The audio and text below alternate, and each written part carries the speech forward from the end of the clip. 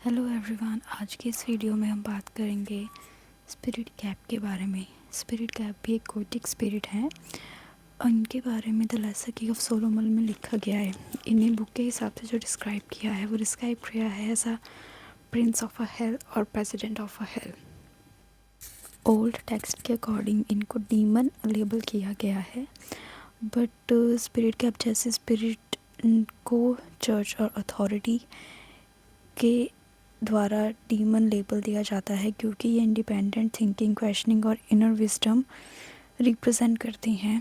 जो spirit cap हैं उनको डीमन बोलना एक हिस्टोरिकल लेबलिंग है और ये वर्ड ज़्यादातर रिलीजनल लेंसेज से आया है।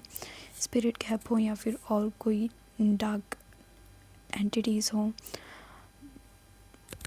स्पिरिट कैप गवर्न करते हैं communication, knowledge, alternative state of awareness, he transport souls. Spirit cap का थोड़ा सा लव एंड हेट्रेड में भी पार्ट है, बट उस चीज़ को आज हम डिस्कस नहीं करेंगे क्योंकि वो चीज़ मुझे याद ही नहीं है। आई थिंक स्पिरिट कैप चाहते थे मैं आप लोगों को इस वक्त नॉलेज के बारे में ही बताऊं, तभी वो चीज़ मेरे दिमाग से निकल गई। तो spirit cap is a basically a teacher spirit. He helps people to understand complex things. वो आपकी मेंटल फॉग क्लियर करेंगे, आपको गाइड करेंगे wisdom, deep learning, truth beyond illusions. Spirit cap की एनर्जी जितना मैंने ऑब्जर्व की है, एक कोल्ड एनर्जी है, observant. His energy is very calming, grounding and relaxed and mentally awakening की टाइप इनकी एनर्जी है।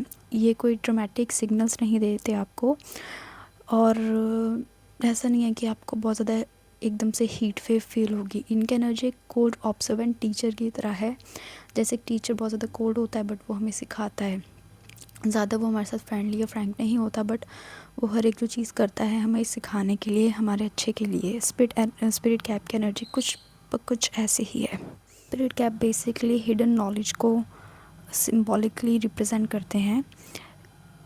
Intellectual growth, spiritual awareness, understanding different perspectives, balance between logic and intuition. अगर आप कोई ऐसे पर्सन है बहुत ज़्यादा ओवर थिंक करते हैं और अपनी ओवर थिंकिंग और इंट्यूशन के बीच में समझ नहीं पाते कि मेरी इंट्यूशन बोल रही है, मेरी ओवर थिंकिंग बोल रही है, तो जब आप स्पिरिट कैप के साथ थोड़ा सा कनेक्ट करेंगे, थोड़ा उनकी एनर्जी फील में आएंगे, तो आपको आपकी इंट्यूशन अलग होगी, आपकी ओवर थिंकिंग अलग होगी।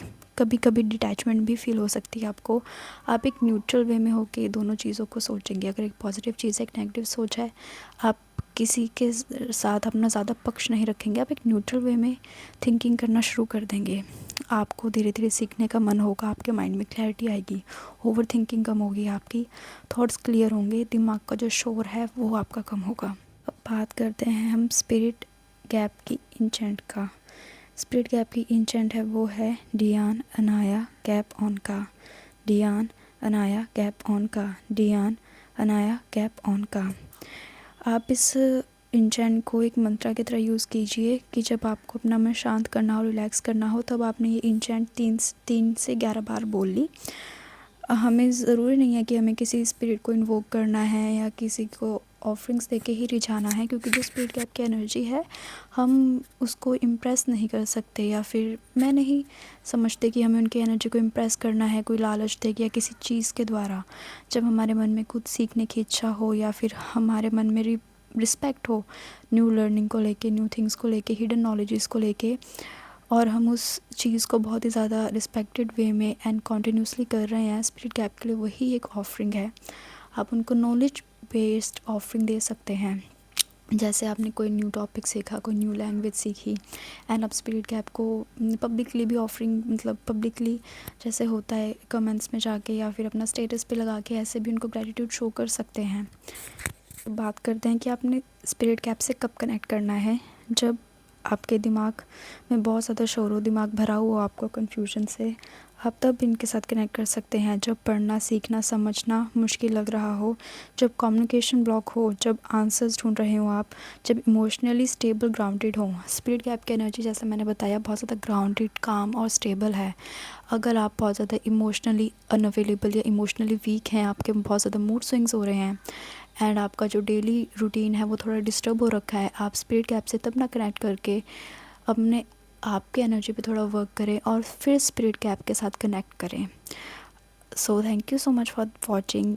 आज की वीडियो में सिर्फ इतना ही स्पिरिट गैप के बारे में। He is a very wonderful spirit and अगर आप ऑकल्ट में हैं या फिर आप हिडन नॉलेजेस की तरफ बहुत ज़्यादा अट्रैक्ट होते हैं, आप सब जानना चाहते हैं इन सब के बारे में, तो spirit gap is the one for you, trust me.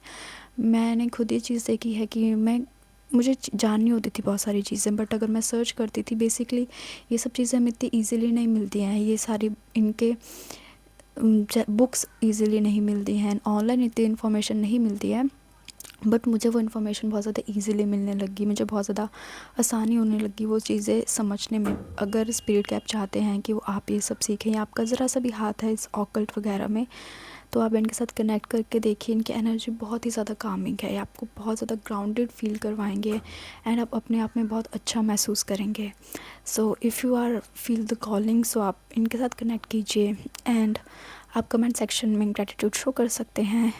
बाकी बात है इनके लव से रिलेटेड चीज़ों की, अगर आप वो सब चीज़ें जानने में इंटरेस्टेड हैं तो आप वो भी बता सकते हैं। And I think this is the first time in India किसी ने स्पिरिट गैप के बारे में बात करी है।